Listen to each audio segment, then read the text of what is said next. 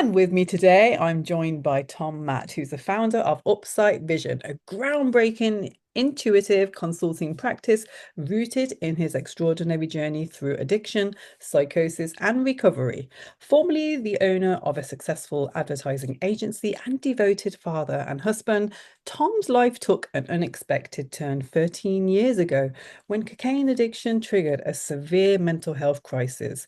As he rebuilt his life and regained sobriety, Tom discovered that his brain had undergone a profound shift, leaving him with a rare perceptual ability he now calls upsight vision. So, over the past 12 years, Tom's learned to interpret holographic images and symbolic visual fields that appear around individuals, imagery that reveals subconscious patterns, hidden emotional blocks, innate strengths, and unrealized potential. His work has gained the attention of neuroscientists, medical researchers, and the Institute of Noetic Sciences, who are studying the cognitive and neurological basis of his perceptual abilities. Today, Tom uses Upsight Vision to support individuals and organizations. For clients, his holographic readings act as a mirror to the psyche, offering clarity, emotional release, and direction. Welcome to the show, Tom. It's such an honor to have you here. Yeah, I'm very excited. I'm very excited to be here. This is fun to talk about because it's so new and different, and I like to make sure everyone's on the same page that's listening.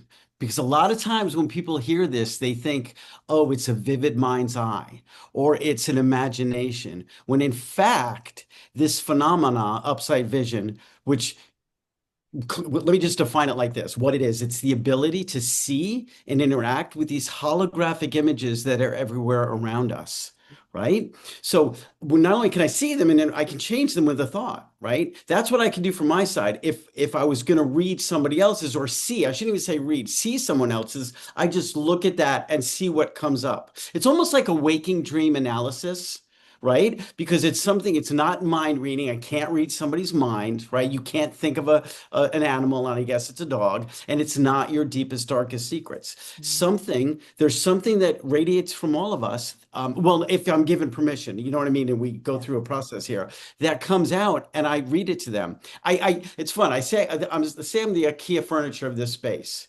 I can give you the furniture and I give you the tools, but there's still work to be done, right? People take the information, it's like a snapshot, and they're like, they work with a therapist or they load it into AI for the symbolism, or they a trusted advisor, friend, family member. So that's what I do, and it's very unique and specific. Just want to make sure it's understand this is outside of my brain. My eyes are picking something up, and that's what we're trying to figure out and study with the science.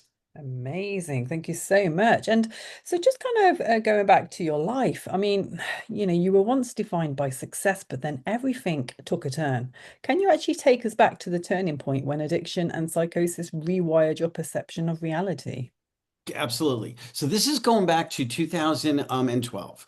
Before that, I had a history of drug use, but I was sober. I had 5 years sober. This time when I picked up again, something went completely south, right? I lost any connection I could have to an objective reality.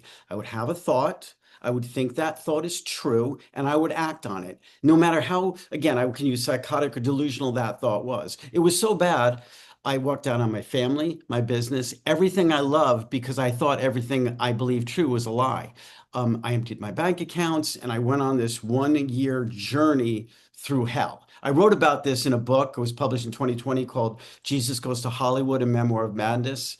The reason I called it that is because very short time I thought I was Jesus, right? I mean, I want to be clear. I was really unwell. At the end of that year, I got clean and sober. And again, that year, a psych ward, homeless, all that stuff. But I finally got clean and sober. The last time I was on coke. I saw these holographic images. I saw four of them in a row. I saw the back of a dinosaur, blood cells moving through a body, um, a slot machine, and then the Grim Reaper. And even though I was using at the time, I knew intuitively, instinctively, and I don't know how, that I did not have to be using to do this. That was the last time I picked up. I've been sober ever since. And I've been on a journey to find out what this is, right? I get the best part. Let me tell you about you don't have to buy the book, right? Most people want to sell their book. You don't have to buy it. A happy ending. I got my family back. Everyone loves me. Okay. So that's good. My kids, everyone's related. I lost the business, but that's okay. My life took another path. Um, but the getting the family back was number one. Number two is what's going on. How come I'm seeing something as clear as day, as clear as a hologram can be? Why am I doing it? Two MRIs, no brain damage, right? No lesion strokes or tumors. Nothing was damaged from drug use. So that was a blessing. The clinicians were like, we don't know what's wrong. We don't know what happened. Something must have rewired from drugs. That I kind of believe that for a while, and I still sort of believe it. But there's another factor involved, and we'll get to that in a minute. So I spent the next 12 years emailing neuroscientists saying, listen, this is an unusual phenomena. It's extraordinary. I can do it in a lab on demand. They're clear and in focus, but they're not necessarily true. In other words, I could see the Kentucky Derby race being won, but it won't show me the real race, something that looks like it. And importantly, what it looks like, right? Like, this is so people get it in their eye if they're driving in a car or something. Like in the Iron Man movies, Tony Stark is in his office and he's got the holograms around him. They can be that clear. Now, I can't swipe left and swipe right. I can't find a file like that. And they're always moving. If you haven't seen that you may have seen The Queen's Gambit on Netflix. It's a miniseries about 5 years ago. The protagonist lays on the bed and she can move the chess pieces with her mind. She's a chess master. They're kind of like that too. Both of those are good visual illustrations of what this looks like. So this is a phenomena that's new. And then every time I talk about it, I get emails from somebody. I can do this, or I can do something like it. So I even wrote a free PDF. 8 stages of Upsight Vision. It's a free PDF you can get from my on my website. These are the stages I went through for this to happen, right? And one of them was forgiveness, believe it or not. But I think we should talk about that too, especially because of what the show is about, right? I think that's really interesting and but important. That's probably a better word than interesting. So that's when it started. And again, I've been on a mission ever since to better understand it and work with academics and neuroscientists to dive deeper. What am I seeing? Where are these coming from? Beautiful. Thank you so much for explaining that. And so, how would you actually describe Upsight Vision to someone hearing about it for the first time? Well, from a practical standpoint of what it looks like, I think the example I gave with the Tony Stark, again, seeing it, that's what it looks like. Why is it purposeful? Why is it important? That's a little bit more deeper. So for me, let's start with me. So the fact that I was like, why can I do this? Number one, there's a communication element, right? Now, this was a communication between me and, let's say, the universe. There's a word I learned called umwelt, UMWELT. It's the way a biological organism moves through the world. And even though we're human and we move through it one way, and let's say a bat and a worm and fish, they all move it through it another way. They all move through the same planet, the same environment, right? But they experience it differently. The way I experience my vision and my world now has expanded. I see the world differently. I literally navigate the planet differently than I did 12 years ago. Now, that's for me. What I recently realized in just this year is that other people have this ability maybe turned down, and I can help them see what's there. I don't know if everyone could do it like I do. That's why I wrote the 8 stages. But if I can see someone else's holographic field that's radiating from them, maybe we can find things that are they're stuck with, right? Things that they're unconscious, they don't want to deal with. And we can get into some examples in a minute. So it's about communication and helping to navigate this planet because things are changing. Forever chemicals, pole shifts, climate change. Something is happening to us at a physiological level. At least that's my experience and the people I deal with. And I think this is something we are going to need as humans to help us navigate this space. Beautiful. Thank you so much. And so, do you believe these images actually come from the subconscious mind or a higher intelligence or another dimension entirely? So yeah, great. So yes, yes, yes, right? Hold on, that's good. Definitely some are like if I do a reading for someone, right? And I will do a 5 minute reading. Let's talk about somebody else. And I just see what they're it's not even what they're thinking about. It's just what they're coming forward. Let's say somebody's doing it, thinking about a business deal, but his wife always shows up, right? And I'm watching this thing and I read exactly what's there. It's almost like I'm reading something. Mm. Um, and he's like, well, I don't know why my wife is showing up because this business deal doesn't concern her, right? Just something this high. And it's like, well, obviously, you need to probably work on that. Maybe that's the reason this deal isn't going through, but it's unconscious and you don't know how she plays into it. It might be worth a conversation, right? So that's the unconscious. Another dimension, I actually got better at mathematics when this happened, which was extraordinary. In the beginning, I became obsessed with math. And I am a visual spatial super ninja. There's no topological space or manifold that I can't see and change. So for me, it's an intelligence thing. So that's a higher intelligence communicating with that and helping me, right? I don't know how to do math. I mean, I do basic math, but this is like something next level. So that's two answers to the question. There was a where you said subconscious, extra dimension. What was the other one? Do you remember? Yeah, so it's basically like another dimension and higher intelligence as well. Yeah, but well, higher intelligence and other dimension are similar in this instant. Yeah. Beautiful, thank you. Yeah, so we know that neuroscientists are actually now studying your brain through like during the Upsight Vision sessions. So what are they actually trying to determine or measure with this? So the brain states. All right, let me tell you a little bit about the science behind what we did up at the Institute of Noetic Sciences, right? And this academic paper was just published a couple of days ago, right? It's a Journal of Anomalous Experience. It's a peer-reviewed publication out of Sweden, Lund, Sweden. It's a university. Okay, we did 200 randomized tests, right? What my brain, and oh, by the way, it's the EEG machine.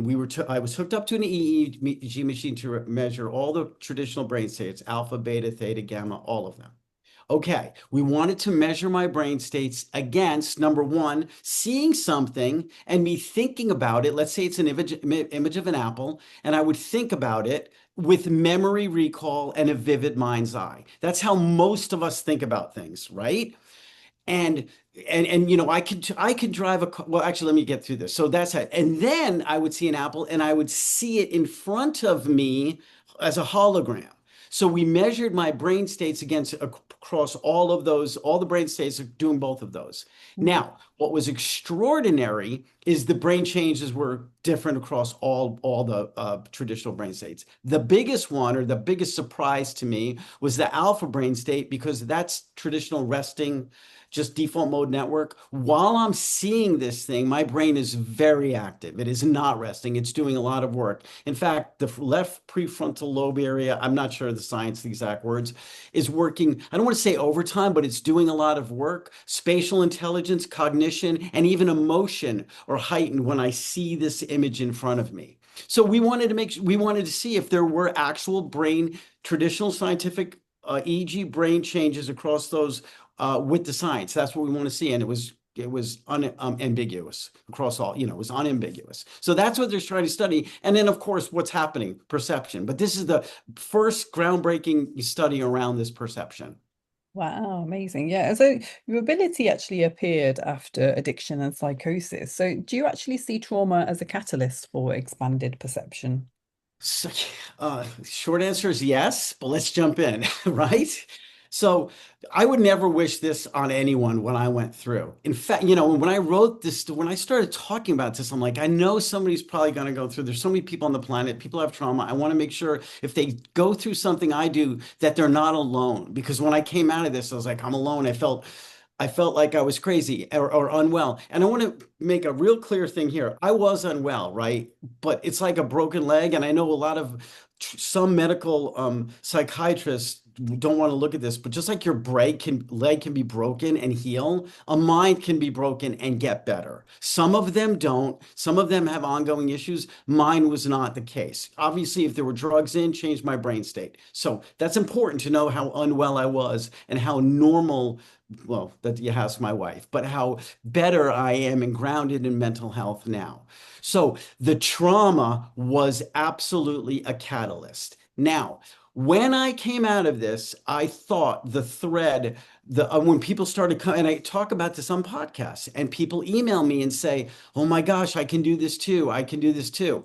Wow. And I thought the thread was going to be, oh, there's going to be some type of addiction or some kind of drug influence in their life, right? Mm, And many have, make no mistake, many have, but the number one thread of person, every person that can do this, almost to a person, almost to a man or woman, was trauma. really? That was what opened it up. Childhood, um, emotional, sexual, physical, violent, any kind of trauma to the body or brain, something cracks open, and then we have this ability.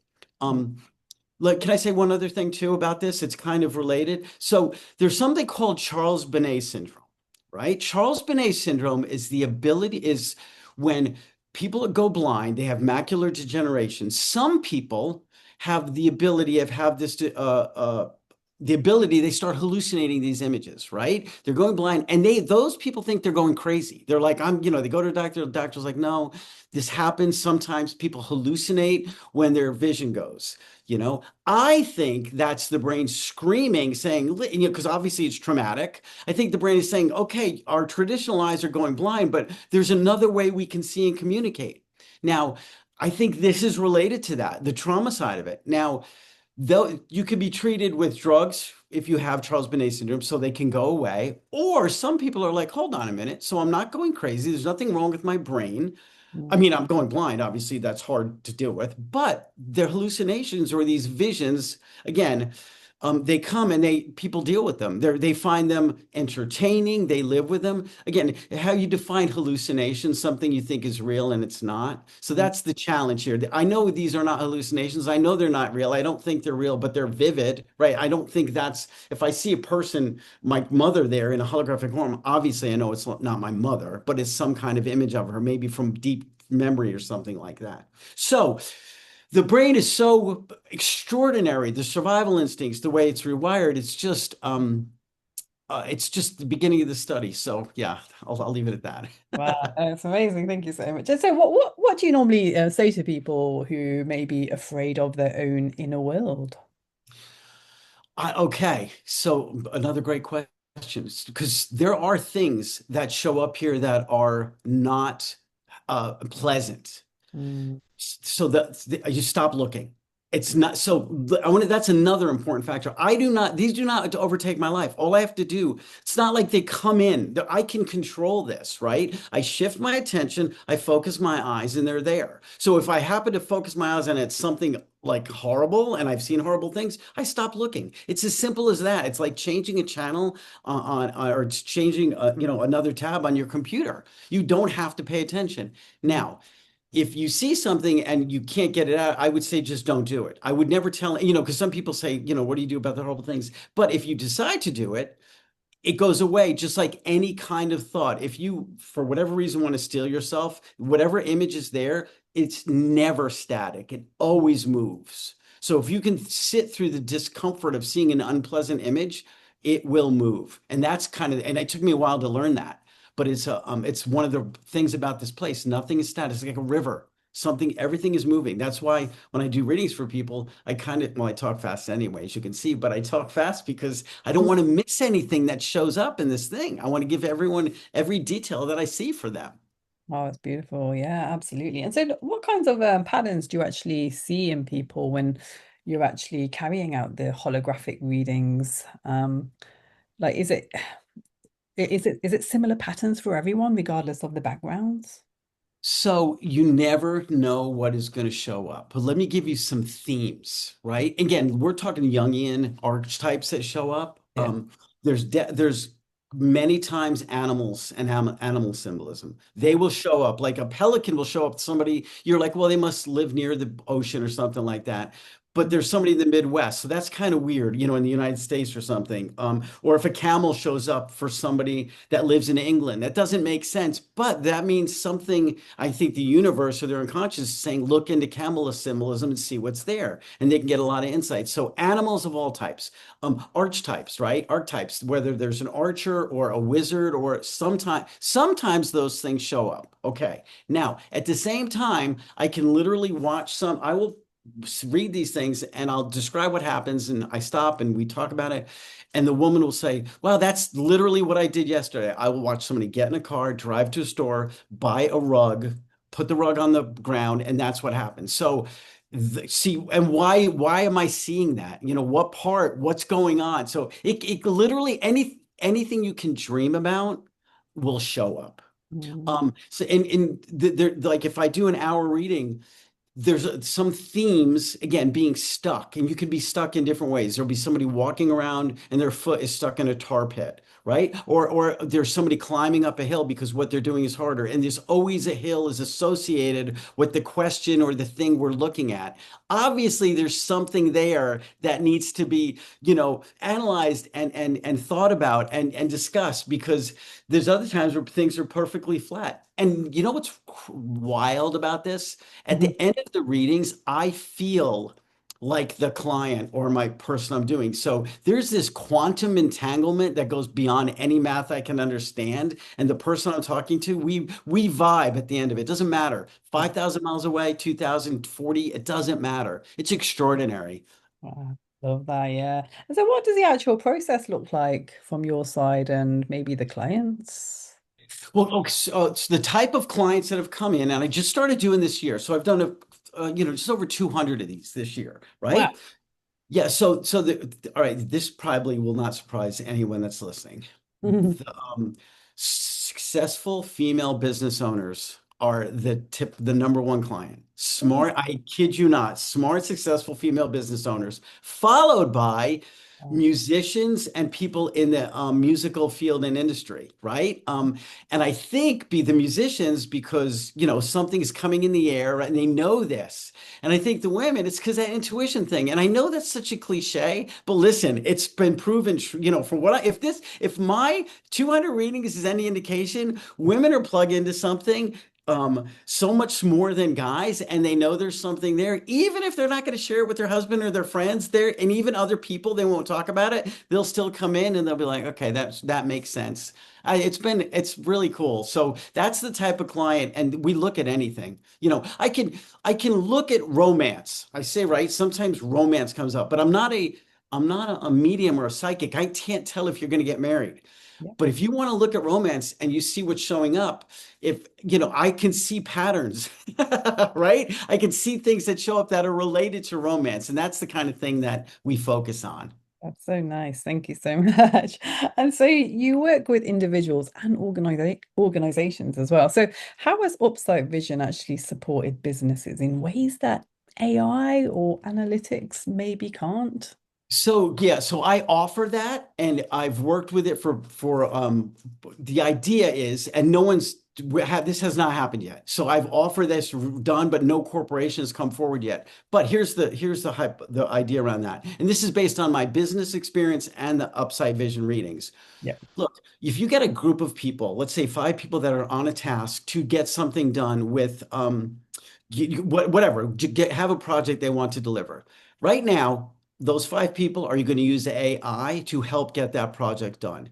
If I tap into all these five people or however many we like, and we see what's going on in their unconscious, I believe human intelligence, so much more creative, so much more that's attached to this place I'm looking at compared to the AI. Now, listen, AI is great. I love AI, but there's so much more here for us that we have many people that haven't realized yet. And the point is, if you've got 5 businesses all using AI and you're the one that's not using that now, that's the advantage. That's the idea behind that offering. And I'm in conversation with some people, but we'll see. We'll see if that happens. Beautiful. Yeah, it's a good look on that as well. Okay, and so can Upsight Vision actually be used to identify any hidden strengths or misalignment or creative potential? The number one strength people have? Actually, let me think about this. Yeah, the answer is yes, and it's really different for a lot of people. So, people want to know about the success in something moving forward, right? So that's the thing. So let's say, should I do this? Yeah. When I look at when I see the images, remember, I'm not interpreting, I'm just seeing these things, and I see success in that space. that gives people the freedom to say, oh, wow, they're connected to something that is aligned with their dream and what they want to do. Okay. Sometimes, that's the one thing about alignment. Sometimes it's strength. So sometimes something will come up. Let's just say, I'll use art for an example. This woman is in tech, but some art stuff kept coming up, kept coming up. And she's like, well, I'm not an artist, I'm in tech. And I'm like, maybe there's, right, this is the kind of thing. There's part of you that just take a class, right? Do an art class. Something might open up in you. You might have a gift you never even thought about. So that's fun there with that as well. So those are just two examples. Yeah, thank you. Amazing. And so, do you actually believe that Upsight Vision represents the next stage of human cognitive or intuitive evolution? I do. I This feels like, again, this is for no science behind this. Look, I see the world different. My life has completely changed. It's gotten better. I am more grounded, right? I don't have, I'm healthier. Everything about my life and the way I navigate the world has gotten better for me. I'm hoping to spread it to other people. But from a perceptual changes, again, maybe a mutation happened at the genetic level. Maybe something was upregulated because of the trauma that changed the way I see, so I can see more of what's there. Because there's two elements. One of them, it's like a hidden biosphere, right? Again, the whole world unveiled, I see more. There are things all around us that humans can't see. We see 1% of the electromagnetic spectrum. That would only make sense that there's things that are not visible to the human eye as it is now that we will be able to see. That's what it feels like for my case. It's kind of like when Leeuwenhoek invented the microscope, right? We all knew there was well, we know now there's bacteria and small things we couldn't see because the invention of that, now we know it's there, but it was always there. We just couldn't see it. True. This is the same thing. That's with the hidden biosphere, right? The second one is the intelligence level about accessing other dimensions and, in fact, communicating with universal intelligence. I could speculate all day long. There's something intelligent out there that is concerned about my well-being, and that feels great. Whether it's God, whatever word you want to put on it. So yeah, I think we're evolving to connect with that, and the more of us that do it, the quicker it'll spread, and the world will be a better place. That is the feeling I get, even though the world is insane right now. Make no mistake. Yeah, I Make agree. no mistake, I know that. I agree, absolutely.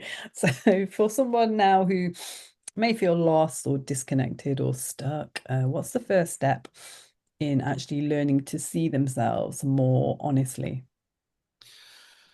Okay, yeah, so recovery. Yeah, well, not even recovery.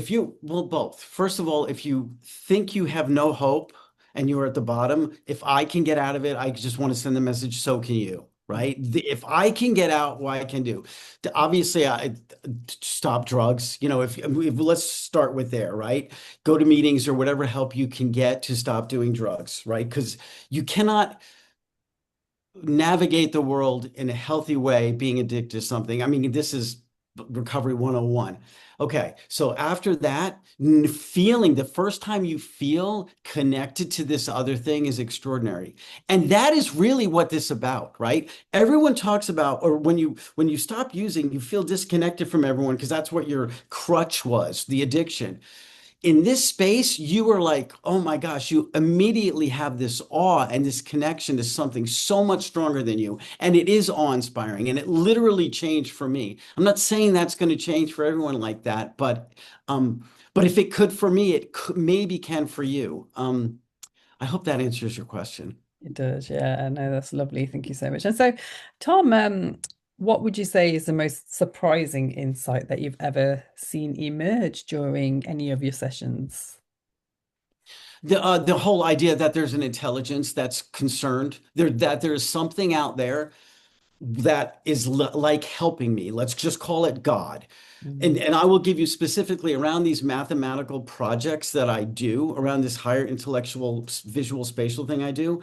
It's like a gamification. When I get the project right, when I get the solution right, I get like this holographic thumbs up and I get another problem. So it's like, okay, now you're ready for the next level.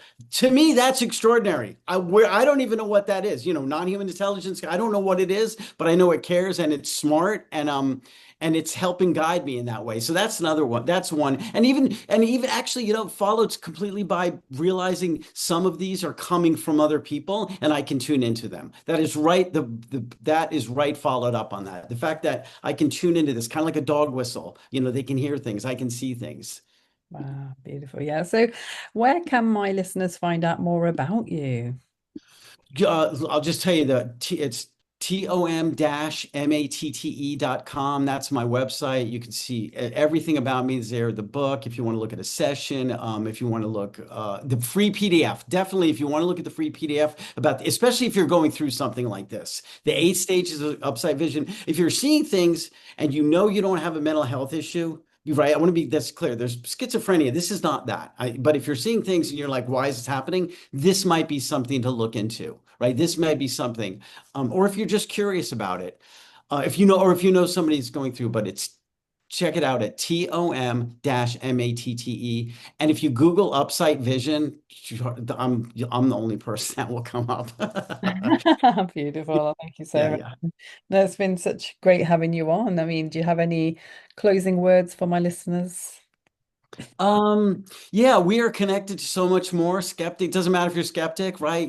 I mean, we are connected to so much more, and it's concerned about us. This whole world is so much more magic. I know it doesn't feel that way sometimes, but when I'm still and plugged in, and not even plugged in, but when I'm still, I feel it, and I want that for everybody, everybody.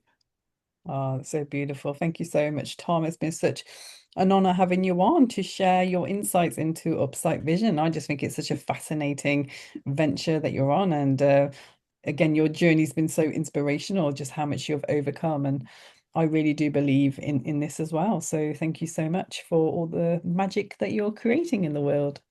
Thank you. Brilliant. So that's all we have time for today, people. I hope you enjoyed the show. Please do reach out if you have any questions about anything that we've discussed today. I'm sure Tom would love to hear from you. Until the next episode, stay blessed, my friends.